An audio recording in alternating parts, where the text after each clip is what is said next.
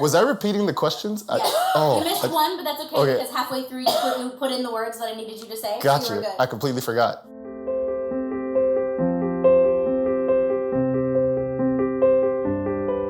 My name is Brian Peterson, and I'm 28 years old.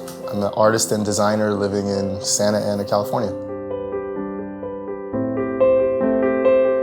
My process of work and doing these paintings has everything to do with the person, and after meeting the person, then it becomes 2D on these large canvases. I originally start with just sketching them out, trying to capture their proportions, trying to capture their mood and their story. It starts with just washes of color, really light, really fast, working the overall piece all at once, and then just a deeper dive into the details. I place a lot of focus on the eyes, because especially the people out here that I'm meeting, their story is in their eyes. And I spend a lot of time just mixing colors and trying to make the eyes as dynamic and storytelling as they can possibly be. And then from there, I work out from the eyes and the nose and just complete the piece and let the piece really take me where it wants to go. Every time I begin a painting, I feel like a sense of obligation, and I feel like God's counting on me and God's rooting for me more than anything to help, because I do believe He uses people to help other people.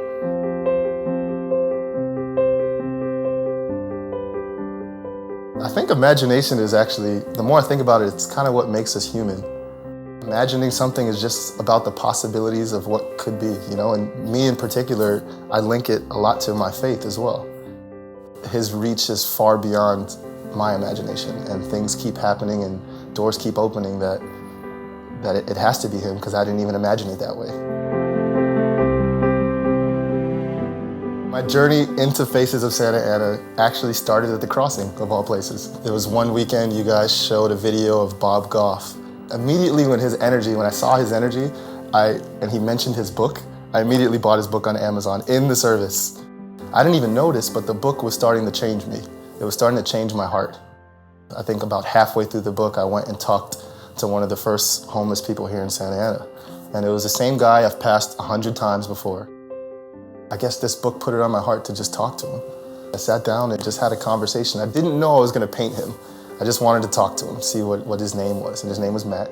Looking into his eyes and then him telling his story, it was everything for me. It was the first time in a long time that I had a subject matter that I wanted to paint. Just a moment where I take these pieces out to the street and hand it to the person who it is, and watching their reaction and watching them see hope. And a couple of them have even told me, hey, I see God in what you're doing. You're giving me hope. You care about me. You've spent countless hours on this piece and you don't even know me. And they just say that, that's where God shows up for them. Of course, my ultimate goal is to hope that they'd have shelter and a job and just be renewed in their life.